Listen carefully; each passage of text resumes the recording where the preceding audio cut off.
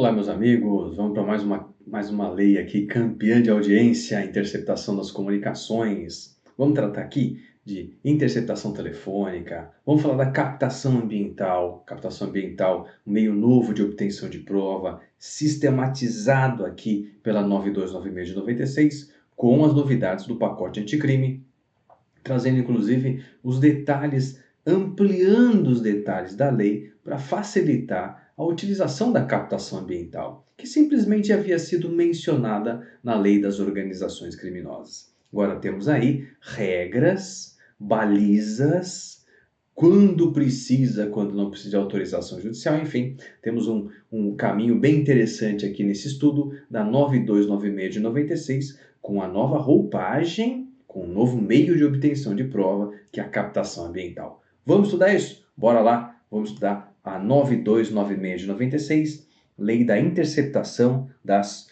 Comunicações. E eu não chamo ela só de interceptação de comunicação telefônica, por quê? Porque também tem a telemática, tem a de informática, tem a captação ambiental. Então, falar que é só telefônica é ser muito humilde. Bora lá então.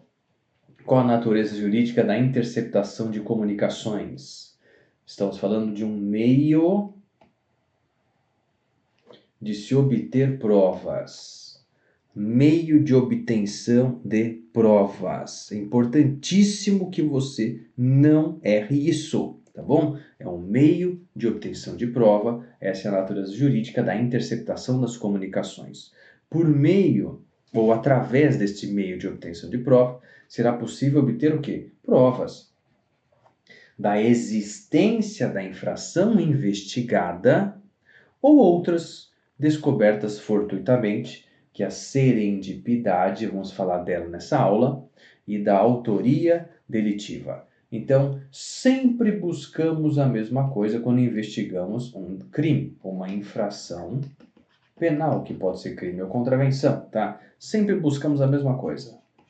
Materialidade e autoria. É o binômio que todos os atores aí das ciências criminais buscam quando trabalhamos com infração penal.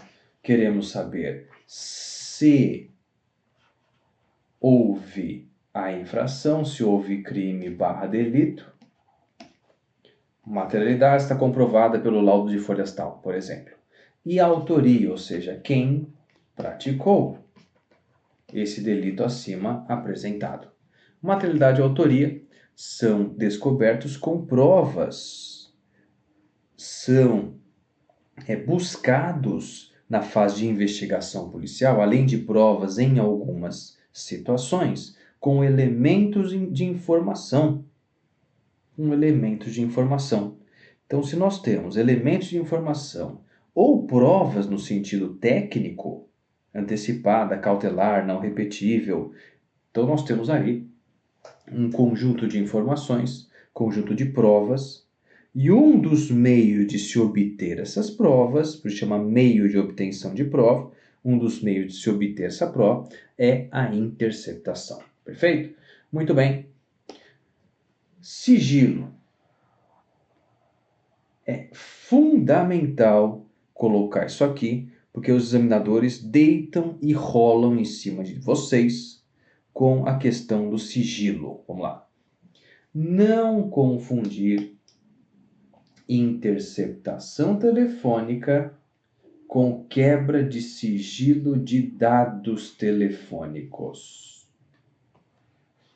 Não confundir interceptação telefônica com quebra de sigilo de dados. Essa palavra é fundamental, já vou te mostrar por quê.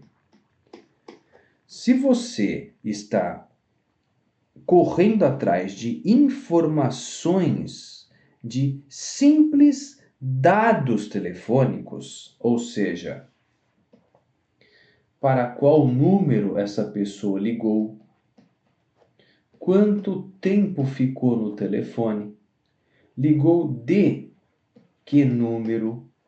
Então, são as informações que tem na conta de telefone. Aquelas informações de conta de telefone, essas informações são chamados de dados telefônicos.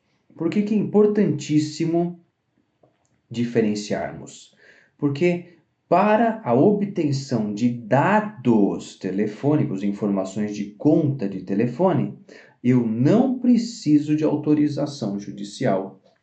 Eu não preciso de autorização judicial, tá bom? Então, quando a gente fala quebra de sigilo de dados telefônicos, diz respeito ao registro de dados documentados e armazenados pelas empresas de telefonia. Essa quebra de sigilo de dado telefônico não está sujeita à cláusula de reserva de jurisdição. Eu não preciso de um juiz para saber, para ter acesso a informações telefônicas, ter acesso a dados telefônicos, tá bom? Muito bem. Exemplo. Comissão Parlamentar de Inquérito pode determinar essa quebra de sigilo com base no 58, parágrafo 3º. Dá uma olhada agora, que eu reuni aqui para você, disposições legais de obtenção direta de dados pela polícia. Disposições legais em leis em que a polícia pode obter dados diretamente sem autorização judicial. Muito importante aqui essa lista, tá bom? Primeiro, o artigo 13A do CPP, que fala aqueles crimes em que a vítima está no cativeiro, está reclusa, que estão lá no Código Penal, que estão no ECA. Nesse caso, o MP ou o delegado de polícia poderá requisitar de quaisquer órgãos públicos ou empresas privadas os dados de informações cadastrais da vítima ou de suspeitos.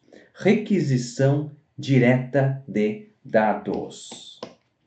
Muito bem. Próxima. Lavagem de dinheiro. Artigo 17b. Ó, vocês aqui. A autoridade policial e o Ministério Público terão acesso exclusivamente aos dados cadastrais do investigado, que informam qualificação pessoal, filiação, endereço, independentemente de autorização judicial, mantidos inclusive pela Justiça Eleitoral, pelas empresas telefônicas, instituição financeira, provedor de internet, administradora de cartão de crédito. Então, dados cadastrais de todos esses locais serão obtidos diretamente pelo delegado de polícia, pelo representante do Ministério Público. Excelente regra aí para acabar com aquela burocracia de ter de falar com o juiz para qualquer coisa, pô. Não faz o menor sentido. Muito bem. Mais uma. Lei das Organizações Criminosas, artigo 15. O delegado de polícia e o MP, sempre os dois, né? Delegado de polícia e o MP, eles terão acesso, independentemente de autorização judicial, apenas dos dados cadastrais do investigado que informem, de novo, qualificação, filiação, endereço mantido pela eleitoral, empresa telefônica, instituição financeira, provedor de internet, administradora de cartão de crédito. Muito bem. Agora que você já tem essa informação sobre a possibilidade de acesso direto destes dados cadastrais, feito pela polícia, vamos voltar para a nossa interceptação de comunicação telefônica, ou seja, conversa telefônica. Finalidade está no texto constitucional e no artigo 1º da 9296, qual temos a possibilidade de interceptar conversas telefônicas, telemáticas e informáticas para colher elementos probatórios no âmbito da investigação criminal ou na esfera do processo. Queremos materialidade, queremos autoria e vamos optar por este meio de obtenção de prova. Aí caímos lá no artigo 2º.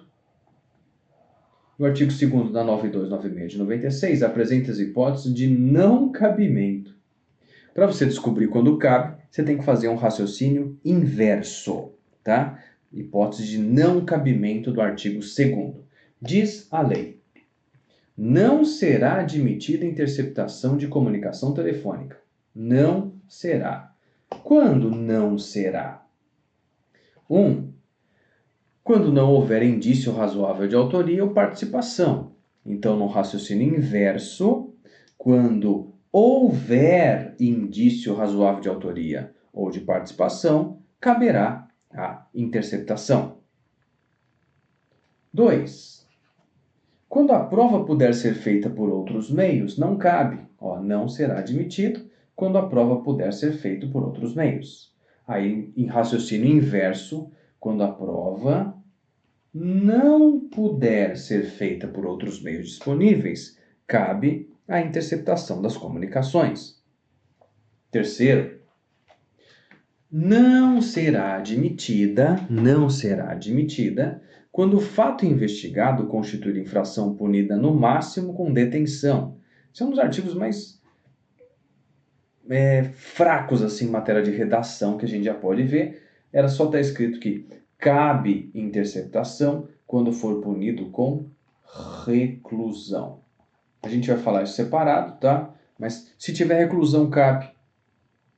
Se não puder ser feito por outros meios, que é o princípio da subsidiariedade, e se houver indício razoável de autoria e participação, eu preencho os requisitos a contrário do senso do artigo 2º para o cabimento da representação do delegado por juiz pedindo a interceptação telefônica.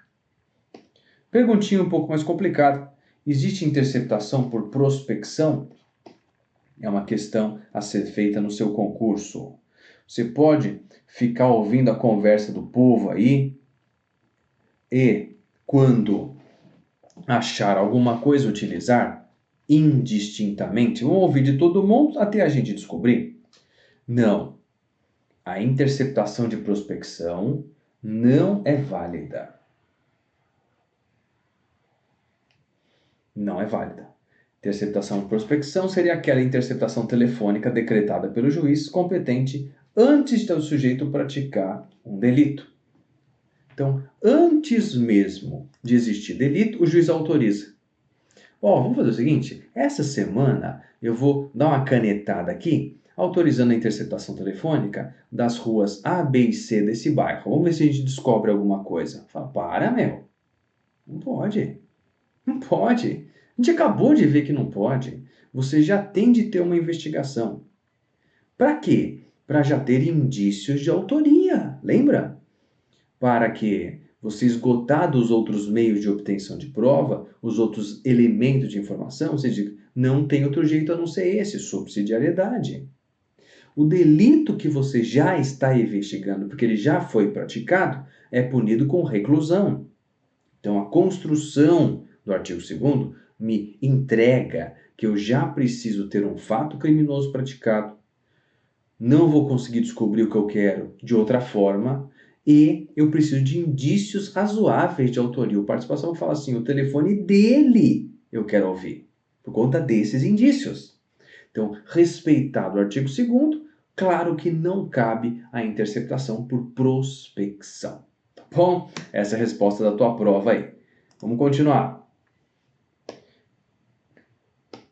O artigo 2º, inciso 3º, fala que somente crimes punidos com reclusão admitem a interceptação das comunicações telefônicas. O legislador, e aqui o seu concurso judia de você, para fins de interceptação telefônica, telemática e de informática, o legislador não exigiu um quantitativo de pena, somente uma espécie de pena privativa de liberdade, que é a reclusão. Muito bem, vamos para os temas complexos. Serendipidade. Isso já está um pouco batido, né? Há muitos anos já perguntam isso em concurso público, mas é bom você saber, porque vai que aparece de novo. Serendipidade ou descoberta fortuita de provas sem querer no meio da conversa o cara manda um outro crime, tá? Descoberta fortuita de provas. Nós temos aqui, essas provas podem ser relacionadas à autoria ou à existência da infração. Tanto a autoria como a materialidade podem ser descobertas aí ouvindo a conversa. Sem querer, a gente descobriu mais coisa. Descoberta fortuita é igual serendipidade. Eu tenho a serendipidade de primeiro grau e eu tenho a serendipidade de segundo grau. Descoberta fortuita de provas de primeiro grau, descoberta fortuita de provas de segundo grau. Quando que eu tenho a de primeiro grau e quando eu tenho a de segundo grau? Que é o que perguntam na prova. De primeiro grau, ocorre quando há descoberta de provas de outra infração penal que tem relação de continência ou conexão com a infração penal que eu estou investigando. Então, para minha sorte, os crimes que eles mencionam têm relação, têm continência ou conexão com o que eu já estou investigando. Essa é de primeiro grau. A de segundo grau, quando não existe qualquer relação de conexão ou continência entre a infração penal descoberta e a infração penal investigada. Então, vamos dar exemplo aqui para você, para ficar fácil. Então, o cara é traficante, estou querendo ouvir a conversa do cara para ver se eu descubro a confissão aí do tráfico ou pessoas importantes do tráfico de drogas atreladas a ele. E aí a gente descobre o quê? Que a compra de armamento para tornar o tráfico de drogas mais seguro em um delito específico foi confessado no telefone. Então eu estava atrás do tráfico, peguei ali armas, vinculados um com o outro. Tem uma conexão instrumental, eu trabalho aqui com a serendipidade de primeiro grau. Outro exemplo, agora do segundo grau, quando não tem relação nenhuma uma coisa com a outra. O cara, de novo, estou investigando o tráfico de drogas, buscando elementos do tráfico, e o cara vira pro outro e fala assim: ameacei minha mulher, descumpri medida protetiva de urgência, meti o dedo na cara, falou: se entregar o 24A vai ter tiro. Então, ameaça com descumprimento de medida protetiva de urgência, tudo vinculado lá com a Maria da Penha, não tem nada a ver com o tráfico. Então, como ele não tem conexão, não tem continência, é uma serendipidade de segundo grau. Eu descobri ali, por sorte, outros delitos praticados por esse cara. Tá bom? Muito bem. Então, estamos caminhando direitinho aqui. Vamos falar agora sobre uma questão. Já que estamos falando de tema complexo, né? Vamos lá. É possível usar elementos probatórios de crime punido com detenção resultante de serendipidade? Como assim, professor? A gente estudou que só cabe interceptação telefônica para delitos punidos com reclusão. Só que, nesse encontro fortuito de provas, eu descubro um crime punido com detenção, como, por exemplo, uma ameaça.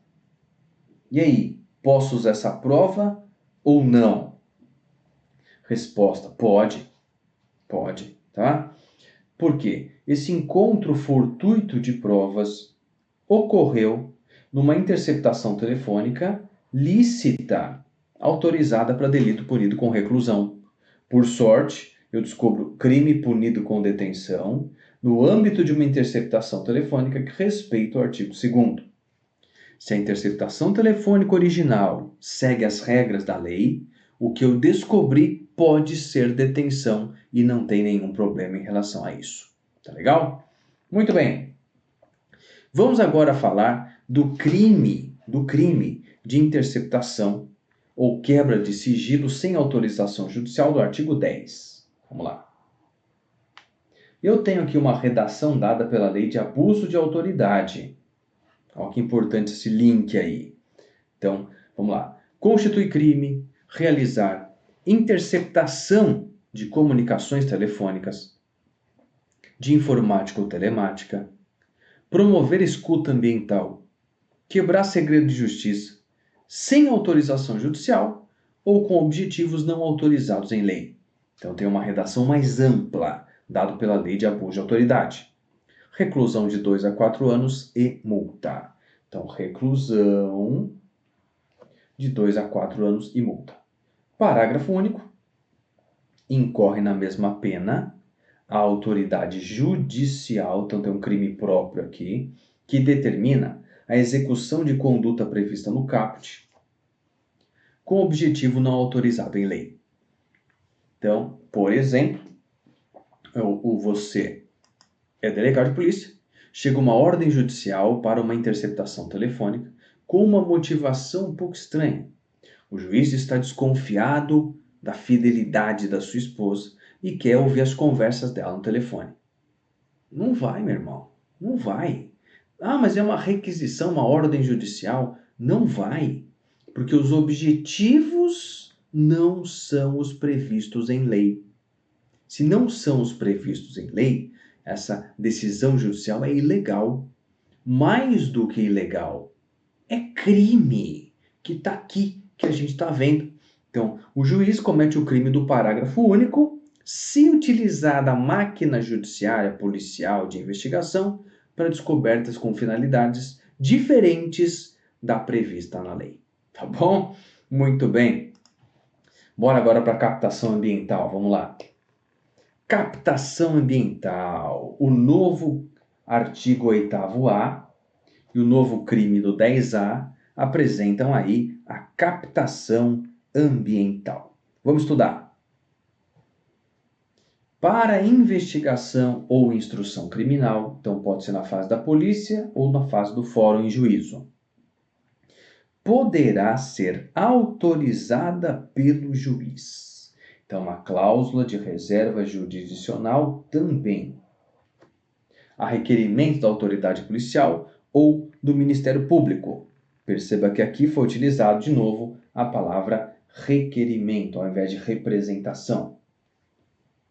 O que o juiz pode autorizar? O que esse juiz pode autorizar?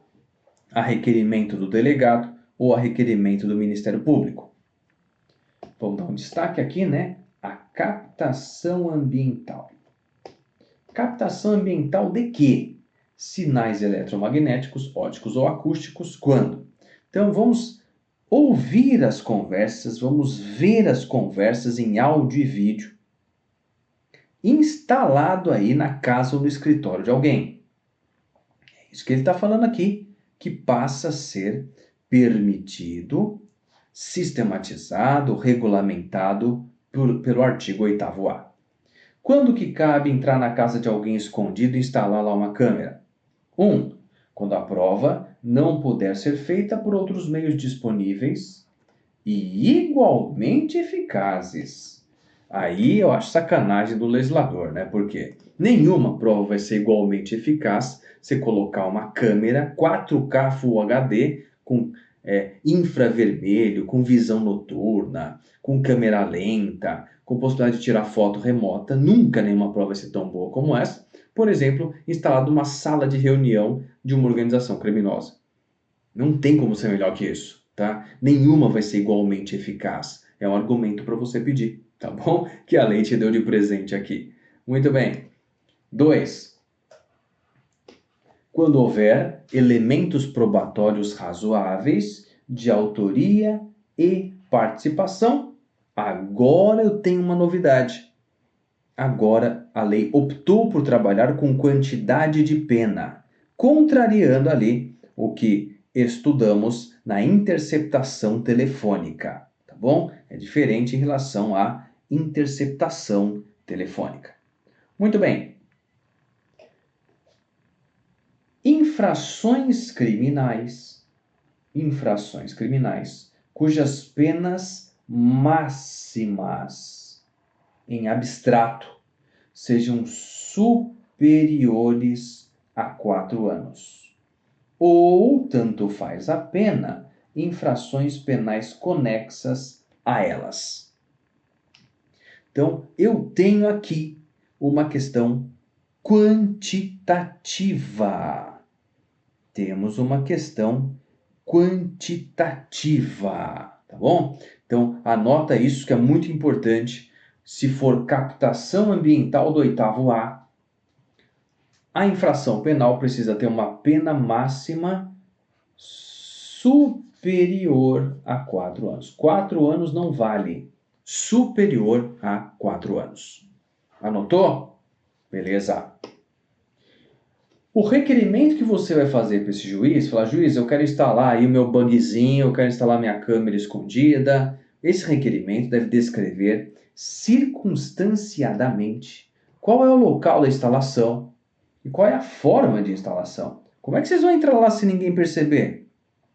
Ah, a gente tem o chaveiro ninja, a gente vai descer de corda que nem a Missão Impossível. Enfim, você precisa descrever de maneira circunstanciada o local e a forma de instalação do dispositivo de captação ambiental. Prazo, outra pergunta importante da tua prova.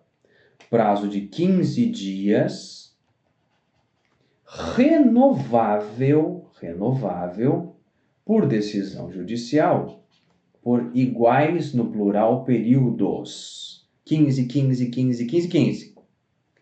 Só que você só pode conseguir mais prazo se você estiver diante de um crime permanente, de um crime habitual ou de uma infração penal continuada.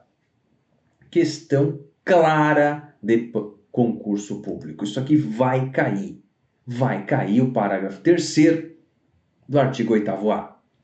Você conseguiu 15 dias. Tá super legal ouvir a conversa, ver a conversa da sala de reunião da organização criminosa. Posso pedir mais 15? Vamos lá.